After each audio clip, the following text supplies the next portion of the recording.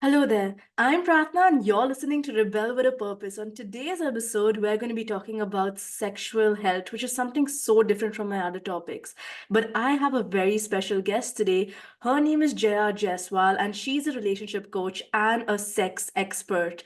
So I can't wait to dive in and learn more about this topic, and I can't wait for you to listen and learn more about your sexual health.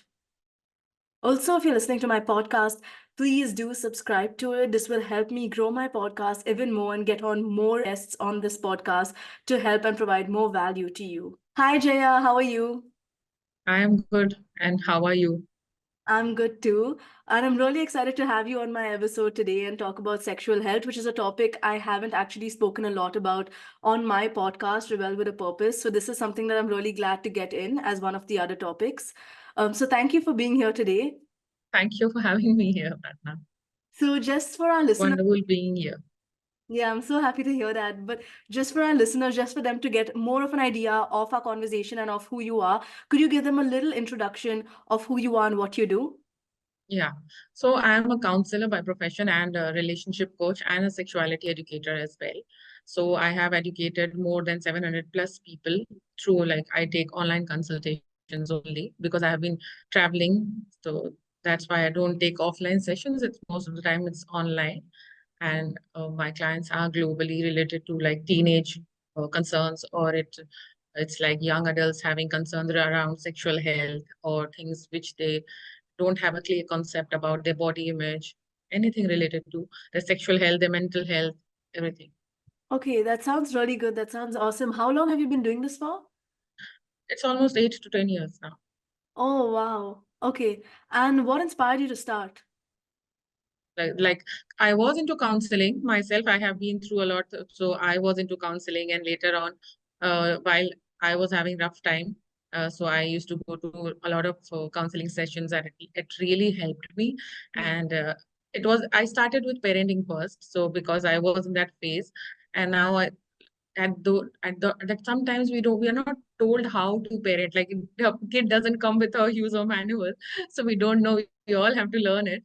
So this was the phase, and that was the time I was learning several things, and I came across this counselor because there was too much on me to until and unless I am in the right mental space, I won't be able to like bring up a healthy mental like with a child with a healthy mentality and all that. Yeah. So I was into counseling. So later on, I realized that it is something which I need to spread awareness around. So I that is how I started like learning counseling. And since I got my teenagers, then like during my pre-teens, my kids started asking me questions around sexuality, like where do I come from, and many things related to what is this or some uncomfortable awkward questions which obviously I wanted to answer them but I myself had no answer, like how much to tell, will it be too much for them to take in or it is before time. So there are several things that goes in our mind, right? So that is why I didn't had any clarity around how much should they know. But definitely I didn't wanted to give them those wrong answers which I used to get during my growing up days. So I was very precise with that I really want to give them the right answer, whatever they're asking, like where do I come from? So it's most of the time the parents say, you come from hospital or God gave you, and one night someone gave you and this and that. There are always made up answers for that. So I never wanted for them to have such weird answers, definitely, but still I had no idea like what do I tell them. Yeah. So it was a journey from there where I started to sex educate myself just to answer my kids. It was as simple as that. It was not that I was coming it professionally, like talking about it or professionally using it, but it started with telling my kids what is right, what is wrong, how to do it, how not to, what is okay, what is not okay.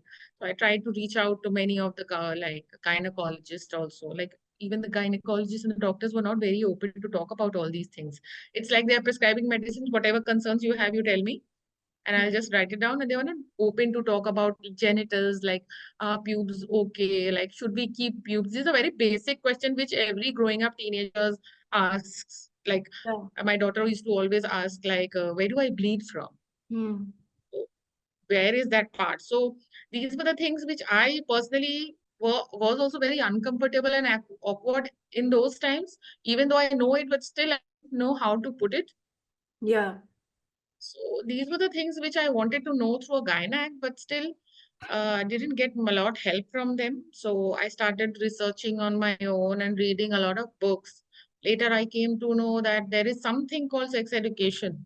Yeah. So they teach all this about body, about genitals, about the anatomy, and reproduction, having sex, safer sex, and contraceptives. And it's a huge subject actually. Yeah. So it starts from birth till death. It covers everything around that. Yeah. So that is how I started.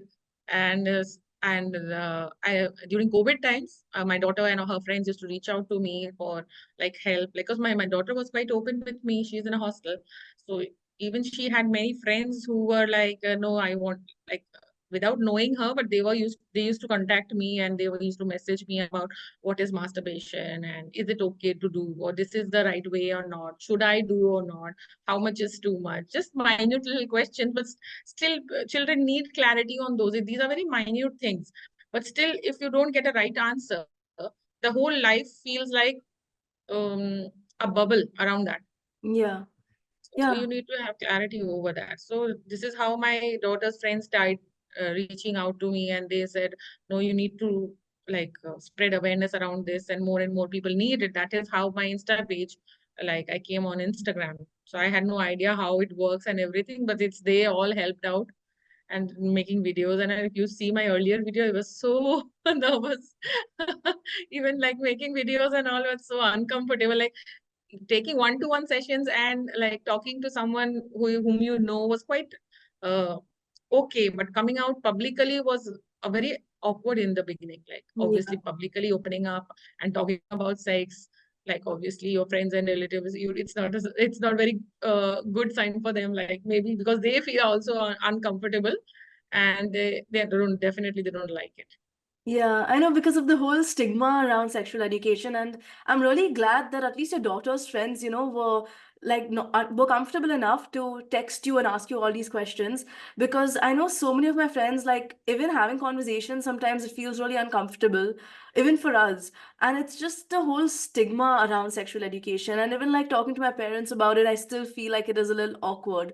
And I want there to be a time where talking about these very, very normal things is not awkward anymore and is comfortable.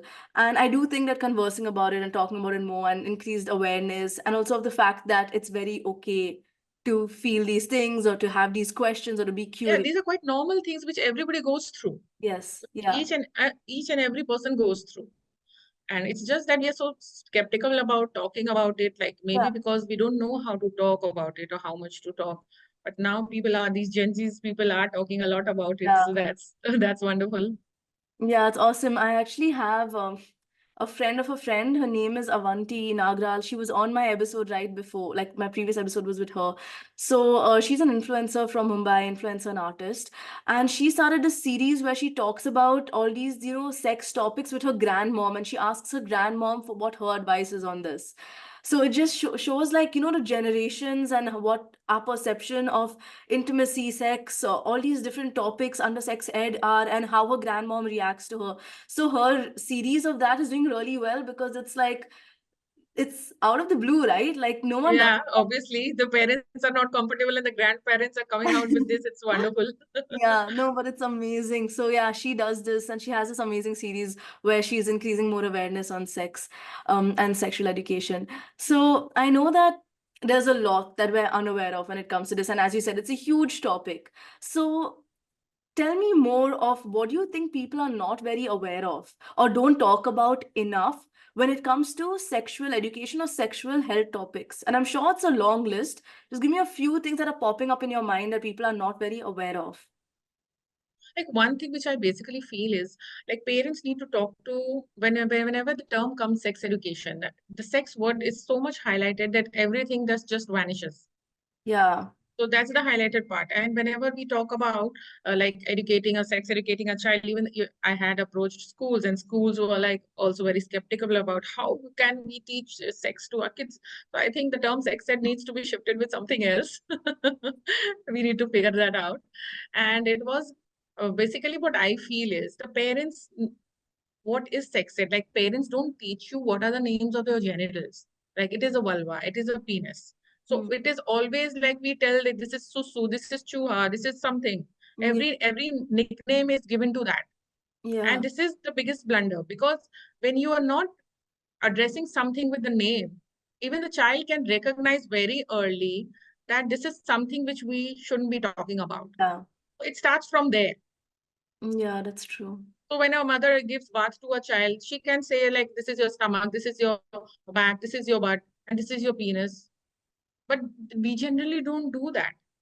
Hmm. And many times the parents, even if they wait, they don't touch the like the genitals or clean the genitals. It is so it indirectly what it signifies is that what information the child is getting is that this is something not good. This is something we shouldn't be talking about. This is something shameful. This is something bad. And Hmm. that is why. And if you see, all the cuss words are all dirty words, and curse words are all around the genitals. Yeah. That is why so much of shame and like here, like taboo is around the genitals. Hmm. So this is something very basic which every child should know. And the earlier you start, the better it is, because they know this is how it is. And the more lesser bias there will be when the child is young. As they grow up, there are several things that the society is going to feed them up with. Yeah. So it is better to bring them up like that, so that they can say the words genital names, vulva, penis, even like adults at our age also. We are not able to say penis and vulva so Yeah. comfortably, Yeah. right? That's true. Yeah. So when we came into this profession, this was the first thing which this was the work we used to like. It was said, say vulva, and we was like, say it loud. This was some of the thing that I really changed the way we like used to speak about. Like it was from the very beginning, it's a something which a hush hush topic, and you just speak slowly and it's something mind like whispering way in that context. So it was like that. Got it. So that is true. I was actually thinking about how all cuss words are to do with our genitals, most of them. And it's also been such a hush hush from growing up. So now when we grow up and we say it, we feel like, oh, we're saying something that we've never said before, we haven't been comfortable saying before. And now it's become a cuss word where it's actually just a body part and it's not supposed to be used as a cuss word. Yeah. So apart And from one this, more thing, yeah, and one more thing I would like to add is that parents often try like comment on a child's body parts. This is a huge issue which people don't talk, and this is where the body image issue comes in most of us. Like all of us have been through this, and like uh, uh, like you put this cream, you'll become fair, or mm, you need to reduce weight because this is not the ideal weight, or if someone is fat, you yeah, fat shame them. If someone has a short height, you shame them for that. Like people, like parents themselves talk in such a way that the kids feel that this is something wrong in me. If the kid is a short height, he feels there's something wrong in me. And even if the parents say these things, like if your complexion is dark, if you are short height, you are not like thin enough, or you're not good looking even. So these are the things that stays with us for a lifetime, because it's coming from our parents, and the society and the neighbors and others are there to add on that. And this is how the body image issue comes into picture, yeah, because what parents say, the child starts believing what the parents say, because for a child, what the parent says is very important. Like yeah, they are the role models. Like yeah. parents are the role models for a child. So whatever they say, they believe. Even if you tell a child you are an idiot, he'll start believing that he is an idiot. Yeah, that makes a lot of sense. And I understand how like children see their parents as a role model. So parents need to be very careful about from beginning itself what kind of thoughts they're putting in their child and also like Yeah. And what comments are you are putting on the child? yeah, that's true. Yeah, that affects a lot of confidence issues. It causes a lot of confidence insecure issues also. Hmm. So I wanted to ask you now more in the sexuality spectrum because now we're in a world where there's so much and people are actually confused and some people are also worried to not offend anyone when it comes to sexuality. So just to raise more awareness on this, can you explain the spectrum of sexuality and the types? Yeah. Sure. Like sexuality, if you see what is sexuality, sexually, many people think sexuality is just like how many times do you have sex or how often do you have sex. So sexuality is not that. Sexuality is actually about your sexual feelings, your sexual attraction, Mm, and how you behave with people in that context. mm, So there are homosexuals and there are heterosexuals. Heterosexuals are the people which you normally see as a girl boy relationship or a man or a woman relationship. That comes under heterosexual relationships. And the mm, homo are the when you say lesbians. Where lesbians are when a woman is sexually or romantically attracted to another woman. That's lesbian. yeah. A gay is when a man is sexually or romantically attracted to another man. That's the gay relationship, and both falls under the homo because they are the same gender. Mm, So that's homo, or like what is it? Like, it, yeah, homosexual. Yeah, homosexual. So the whole spectrum of LGBTQIA is LG is that. Now B is bisexual. Bisexual means any person who can get attracted to more than one gender. It could be either male and female, and it could be from a male or a woman together with yeah. any other people of any other spectrum. Mm, So they fall under that bi category. Okay. mm, Now the transgender people. Now transgender people are people who don't like what they are assigned at birth. Suppose they are uh, born as a man, like mm, with a male genitalia, but they don't feel as a man. They mm, feel more inclined towards a woman, yeah. and they think there is a mismatch of what they have been born as and what they feel. Yeah.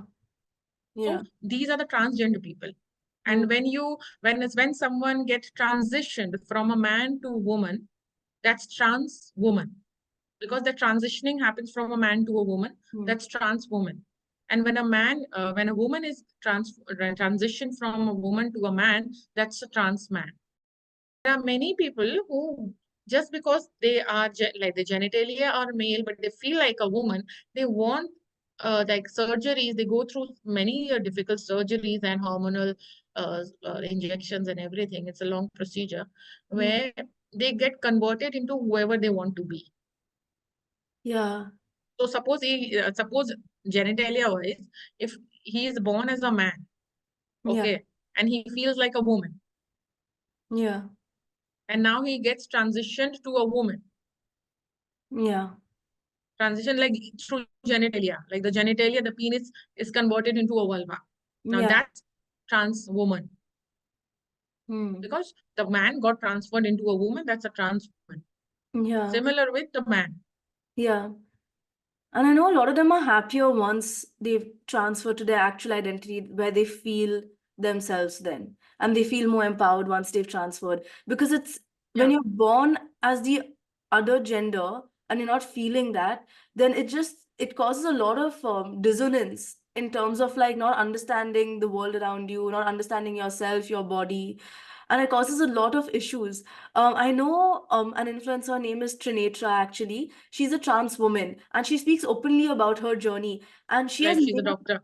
yeah, yeah. And she has normalized it so much because I still know a lot of parents are very opposed to Yeah, LGBTQI. Like they're just like, exactly.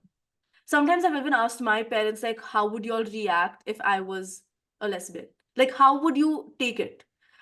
And just to know, I just want to know how parents are feeling about these things. But I know that there is a huge stigma and they just aren't comfortable talking about it. They're awkward about it. And I don't think they would take it well also.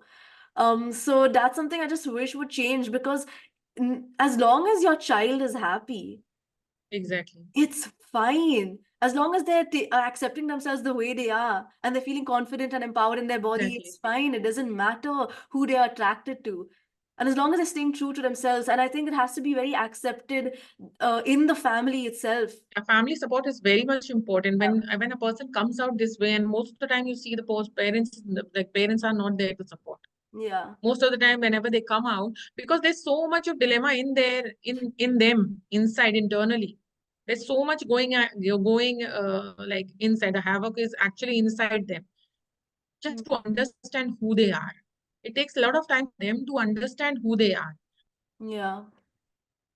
It's a lot of work to understand like what is going inside you, and do I need to come out even, Yeah. or do I There's- need to hide it because the society is such. Exactly. Yeah. There's this internal chaos, and there's external chaos because of society and family. And as much as possible, it's if the external chaos can be reduced, at least people will feel more comfortable just being Yeah, authentic. coming out at least. Yeah, Yeah. Yeah. yeah, yeah. Mm. Definitely.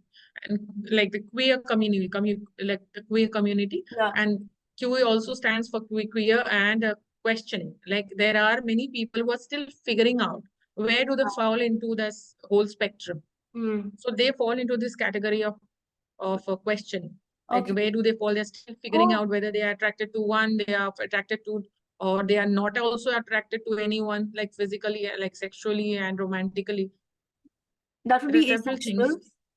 That would be asexual then, if they're not attracted to any. So they are still figuring out. They are not labeling themselves as I am this, I am that, but still they are into questioning them and Hmm. to understand them well. So they fall into that category of Yeah. like queer community is everyone is included in that. Hmm. And that is why it's questioning. Q also stands for questioning, and Q is also for queer, because queer includes everyone, and queer is still there because there are many people who are questioning. Like they don't know whether do I get attracted to. Sometimes I feel I'm attracted to a girl. Sometimes I feel I'm attracted to a man, and sometimes I don't feel attracted to anyone. So they Yeah. are just figuring out where do they land. Hmm. So they fall into that category because sexuality is very fluid. Yeah. Yeah. Sometimes you might be feeling this, sometimes you might be feeling that, but when until and unless they get a proper idea of where do they fall, how can they come out? Yeah. Yeah. They are, so they need to figure it out themselves. So until and unless it's constant, they keep like they fall into this category of question. Hmm. Yeah. And even with asexuality is when you're not attracted, not sexually attracted to anyone, right? Yeah, little or no, not at all attracted. I've But there is a misconception in this. That, look, people assume that asexual people don't have sex. It's not that they don't have sex. The many times to figure out them whether they are attracted to someone or not, they attempt to have sex sometimes. Like I have come across people who have sex, have already had sex, just to figure this out whether they are attracted or not. Because people around them say it's normal, kabhi hota hai, kabhi nahi hota hai, and it's quite fine. So just to explore themselves, they try to understand that whether uh, I am not actually not attracted to someone, or like I can give it a try and see does it work for me or not. It's Hmm. that way. Many times people think that since the asexual people are not sexually attracted to someone or romantically attracted to someone, that doesn't mean that they don't like cuddles, they don't like hugs, they don't like kisses. This is some affectionate things. This is something which they crave for, which are non-sexual, like cuddle, hugs, kisses, So caressing them. they would just not be interested in sex, but every other part. Yes. Hmm. So when it comes to finding a life partner for an asexual, how does that work? Like, do they have to find another asexual? It depends on them. Like, what are they wanting from their life? And it's a personal choice how they want to, like, there are several things need to be taken into consideration, and it depends individually on person to person. What do they expect out of their life? Hmm. Yeah, I've always thought about that. I've always been very curious about how does an asexual find a life partner, and if they do find someone who is, Hey, many times people also have this that bisexual people needs to sleep with both the sex. It's not that. That many times what happens is a person can know, a person knows that I am attracted to a man or a woman, but they make a choice that I want to stay in a marriage, and still they know that they are attracted to the other person, but it's their choice that they don't want to indulge in sex with them. So it's that way also.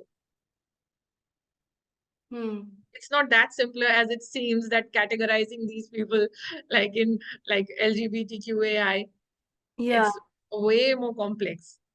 yeah. And do you think sexuality is a choice? Like, you think you can choose your sexuality? No, no, it's not a choice. Like, I'm not saying it's a choice. It's just something they are. They want or they like it that way. Yeah, it's Choice, I would, innate. It's yeah, innate. yeah, it's in it. They are born with that. Mm. And And what I am trying to say is, suppose there is a bisexual person Hmm. who is attracted to a man and woman, both. Hmm. Okay. But by the time she realized that she's a bisexual, she's into a marriage. Yeah. Okay. Now she knows that she is a bisexual and she gets attracted to a person, like a lady Yeah. also, but she choose to be in the marriage and then not, she knows this part of her life that she is attracted to someone. Hmm. That's enough for being a bisexual. You Okay. don't have to indulge in sex to become or label yourself that I am a bisexual. Hmm. Understood. It's something that choice. Whether you want to indulge in sex, that's a choice. What I'm trying to say is Yeah. indulging in sex or not, that's a choice. But obviously, you are attracted to both the genders. That's a fact. Hmm. Understood. That's the fact. Got it. Got it. Okay. Thanks for explaining that. That makes it clear. Yeah. And then moving on to my next question, which is about orgasms and specifically about female orgasms, because we all know it's harder than a male orgasm. So, can you tell us more about the myths of a female orgasm? Yeah, myth, there is a whole lot of myths. The first thing is that the vaginal penetrative sex is the best way for a woman to have an orgasm. Hmm. Sorry to say, this is the worst myth I've ever heard because vaginal sex is generally for like men enjoying it, and there is a part like in a female anatomy there is a part. If you see the lips of a like a woman, this is where the urethra is, where a woman pees from. On top of that, there is a clitoral hood. And above that clitoral hood, there is something like a small ball. Okay, that's called clitoris. Hmm. Okay, and that is the pleasure point of a woman. Until and unless that gets stimulated, a woman is not aroused.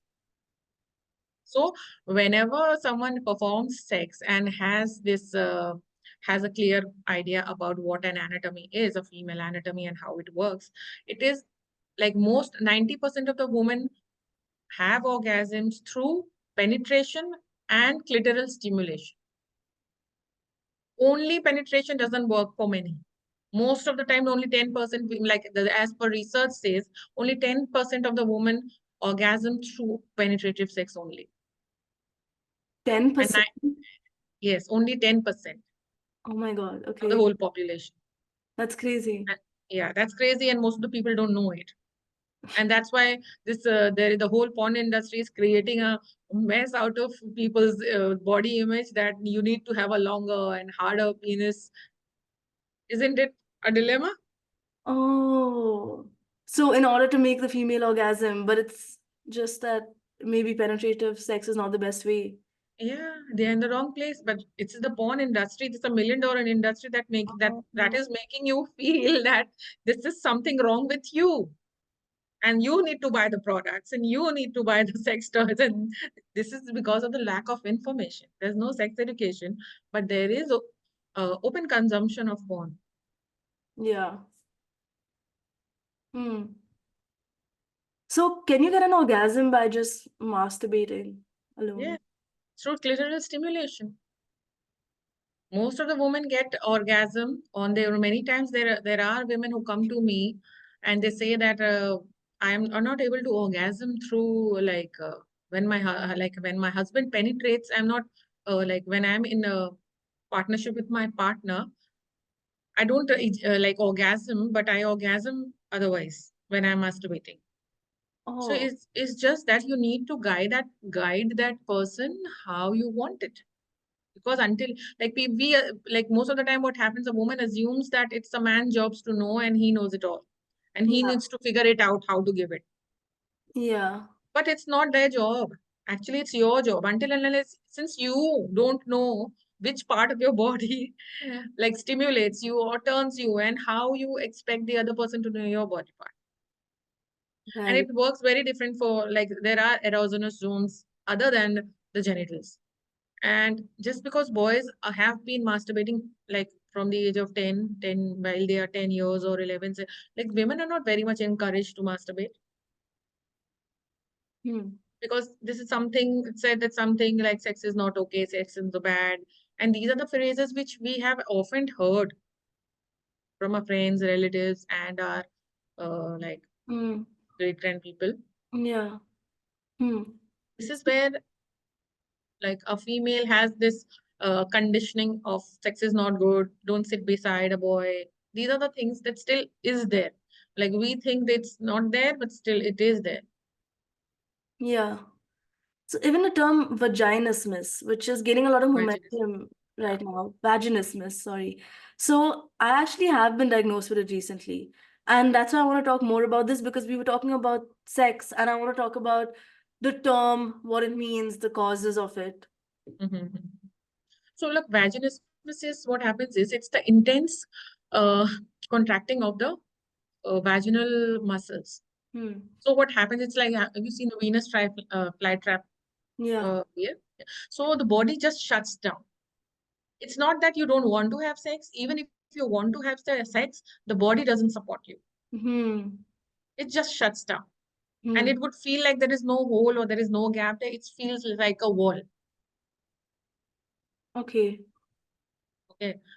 So generally what happens is this is because of any sort of like fear of penetration, fear of sex. Because like in movies we have been seen like there are several like people have these notions that like sex is not okay and we should refrain from sex, and these are also the belief system which also follows, and it's conditioning which is generational, Hmm. which is generation. There could be rape, it could be because of sexual abuse, it could be also because someone getting groped by someone in a wrong way or touched in a wrong way. These are very common with people, and often most of the couple when they come, it's like they are in a sexless marriage, and they don't even know, the partner doesn't even know that this is something called, it's a serious condition which needs to be addressed, like their wife or their partner is having a vaginismus issues. Yeah. And how can it be addressed? It can be addressed. You can reach out to people. Like I can give you the address of the doctors if you want. Hmm. And there are relaxation exercises where they relax you, and there are counseling therapies because that works on your belief system, what you think about. There are several things which uh, there are certain mindset which we have about sex, about bodies, about not having sex, about me being not okay, not looking good down there. Um, There are several things. I think there's a lot of fear around the pain, especially during the first time. Like a lot of girls are just afraid of the fact that it could really hurt and bleed and Yes, but they don't know what happens is actually the first time sex is not supposed to be painful. Why it's painful? It's because there is not much lubrication there. okay. Okay, so because a woman needs a foreplay. Foreplay means if you say sex works different for a man and it works very different for a woman. Like if you say sex is like a fire for a man, like they see something and they get stimulated and it's like they are Hmm. having erections. But it doesn't work similar like with us. Like we women don't. We are more like a water. It takes time for us to heat up. Hmm. So Yeah. just to heat up, it takes the time of foreplay. Like you need to caress, you need to cuddle, you need to create that space where someone is feeling valued, wanted, craved for. And then when you are in that act of penetration, obviously till that time, there is enough lubrication that has happened during the foreplay. And then when you penetrate, even nowadays there are lubes which can be used, Yeah. which is very slippery and slidey and glidey, and that gives a very wonderful experience to most of the couples who struggle with this. Yeah. I was just gonna ask about lubes. Okay. So what should someone note before having sex for the first time? And or even like getting an orgasm? Because I know you said that it's on the woman to make sure they got an orgasm because the male can't figure out where. No, no, but you have to, even if the male can't figure out, you need to guide him at least. Exactly. Yeah, exactly. right? Okay. Even if like a man can know, a man cannot know. But Yeah. how do you know whether he knows or not? Women So need to you be need to, aware also yeah, first. yeah. Yeah. Because even men have body insecurities. A lot of men have body insecurities, and because they have been growing up seeing porn, and they also have this idea: the bigger, the better. And there was one Yeah. statement from Kareena Kapoor I heard on like Coffee with Karan or some other show. I really don't remember. Like size does matter. And these are the statements, if it's coming from someone, a renowned person like Kareena Kapoor, obviously it is going to, yeah, yeah, yeah. People are going to assume that, yeah, this is what she says. Size does matter, but how you do it, it's that actually matters. It's not the size that matters. But most of the men are like running around size, how to increase the length, girth, and everything. Hmm. So first, for the first time, I would suggest first you need to be mentally prepared. Are you ready for it or not? Because most of the time people want to do it, not because they want to do it. It is because the others around them are doing it and they want to fit Yeah. into that group of, yes, I am also not a virgin. Yeah. So 100%. that, like, coming out from that framework is very important, that don't do it because others are doing it. Be very precise and clear with, I want to do it because obviously I want it. That Yeah. agenda should be clear, that why do I want it. Hmm. And Hmm. let's, I have wrote down one bullet. And yes, and one more thing which I feel is sex is different for different people. So understanding that is very important. Like, we have been conditioned to understand that penis and vagina sex is the only way of sex. The intercourse is the only way of doing sex. But it's not like that. Like, even if someone is having like it's like someone cuddling and sleeping naked, for them that's also sex. Really? Okay. So you can Yeah. do that sex also. Yeah, people say that as sex also. It actually varies from person to person. Uh what does sex for you mean? It's just having close physical contact, rubbing your skin, and that pleasure, like having that pleasure, and for them that is also sex because that is also intimate. I know a lot of people who have had a vaginismus who've dealt with a lot of issues in their marriage because the husband needs penetrative sex and the woman isn't able to provide. And that causes Exactly. a lot of issues. Yeah. Because the husband also doesn't know that what is vaginismus, what is the wife going through. And because no, because what happens is the woman says I'm having pain, the man says I want it. For how long the man is going to sustain? Do you get it? You are getting it. So they need to together go and reach out to a like sexologist or someone where the doctor will examine why there is a pain. A pain many times happens because of the STIs also. Pain could be because of vaginismus also. It could be because of UTI also. But Okay. but that needs to be addressed. And who's going to, because these topics are very hush hush and people feel very shy and shameful to reach out to doctors. Yeah. Because there are, I feel really sad to say this, but that actually doctors are also very, like, obviously they are doing their job, but I have come across myself doctors also who have been humiliating for like I had a miscarriage. I was in a severe pain. And the doctor said, then the one of the word that the nurse and the doctor said was, ki, I said, I'm not able to bear it. Can you give me a painkiller? I said this. So they were like, करने में बड़ा मजा आता है, and now you can't bear the pain. So it was like that. So in that moment of pain, how do you feel a patient is going to feel? Next time, do you think the person is going to open up even the person is having a pain? So whole this medical industry, they also they don't know how to talk to the patients, Mm.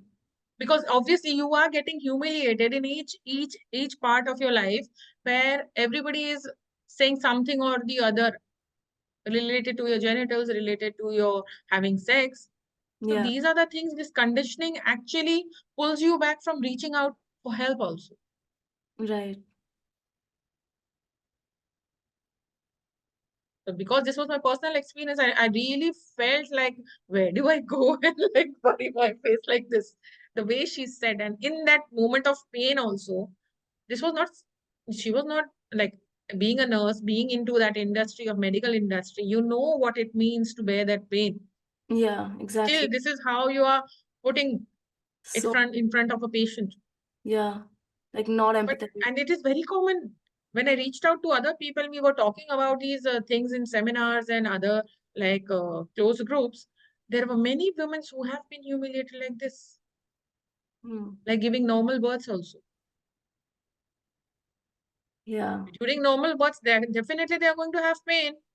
yeah, So they exactly. were humiliated for that also. Why are you screaming so much? Why didn't you scream when you were having sex? Did you scream? So these are the way, if the professionals are talking, how do you think a normal person is going to reach out to someone? Yeah, yeah, it's really shitty. It has to change. Yeah. Mm. And that is why this all adds up to the body image concerns, which our parents comment. And later on, this commenting keeps on adding. And Yeah, this is where we land up, lack of self-confidence and lack of self-esteem. yeah. What would you tell someone who is feeling very insecure about their body image and lacks confidence?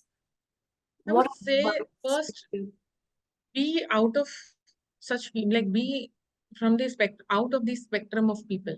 Like, out of this environment? Toxic. yeah, it's very important to just stay away from these people.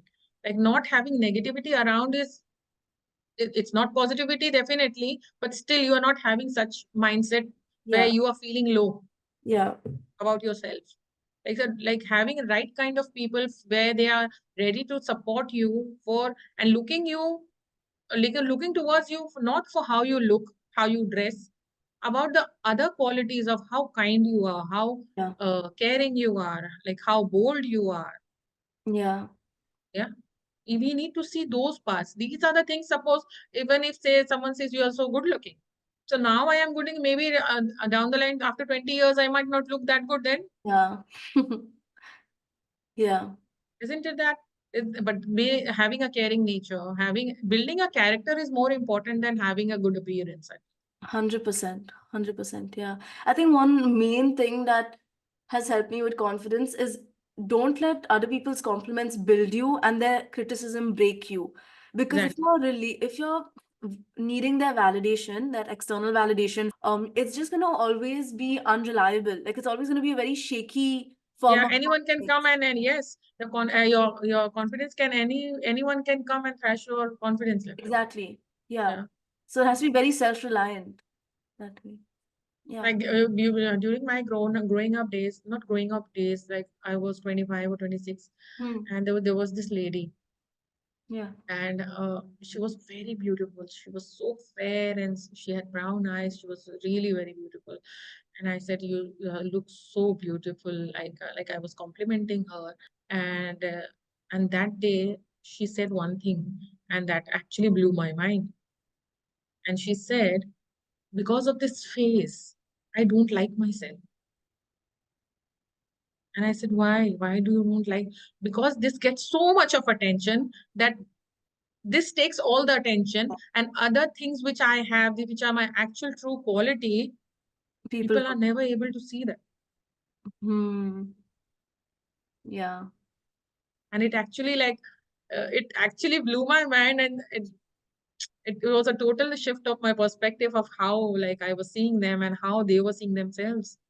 And it was something which was very thoughtful for me, like Yeah. how people could think about themselves also. Yeah. I feel like And there everyone. was Yeah. there was one like Muslim woman, and I used to say, "Acha nahi lagta na? You might not feel good about like wearing burqa or something, na?" So she said, "No, I feel really safe when I'm in burqa." So when you meet different people, you understand how people see themselves, because we have a different assumption about people. Yeah. Yeah. And when you talk to them, you mingle with them, and then you realize what is that they are going through and what is important to them. And we are so easy to judge on people.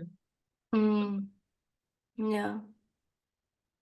Well, yeah, that's all my questions for today, Jaya. This was an amazing conversation, brought about so much awareness on so many important topics. So thank you so much again for being here and for sharing your wisdom with us. Thank you, Prakna, for having me here. It was wonderful to talk to you. Yeah, same here. Like you opening up about vaginismus here on the podcast, it actually needs courage. Yeah, I'm at this point where I just don't care, and I preach authenticity so much. So I'm very like I want to be my most authentic version. Exactly. Until and unless you be it, how can it Yeah, come through people? Like, yeah, yeah, and it's so normal. I've realized there's so many women out there face vaginismus and barely spoken about. Like there's barely much awareness on it, and it's just gaining momentum. And also, Proactive for Her is a company that's doing great work on great increasing work for her. awareness Yeah. on Yeah. vaginismus. They have like an 8-week healing program. Yeah, it takes to like 3 to 6 months, and there will be like counseling therapies, and there will be Yeah, dilator. dilators. Yeah, Yeah. So that's why I brought it up, is because there's so many people who might be listening to this episode and they might be dealing with it too, and they don't really know yet. Because as you said, sex is supposed to be painless. Um, exactly. yeah, and I know one of the symptoms of vaginismus is that it's painful sex. Yes. There are many people who have pain. It's not only because of anger, there are other reasons also. But obviously, just go ahead and figure it out why you are having it. Because people take it as it is okay. Like painful sex is acceptable to many. Yeah, And this is, people assume that this is something how it should be. Like it is supposed to be painful. Actually, it is not supposed to be. Any form of sex is not supposed to be like, not any form of sex. Like penetrative sex, the vaginal and like penis vagina sex is not supposed to be painful. If it is painful, there are reasons why it's painful. got it. Got it. So thank you so much, Jaya, for being here. Thank you, Pratna. Thank you so much. Have a lovely day ahead. Bye. Bye.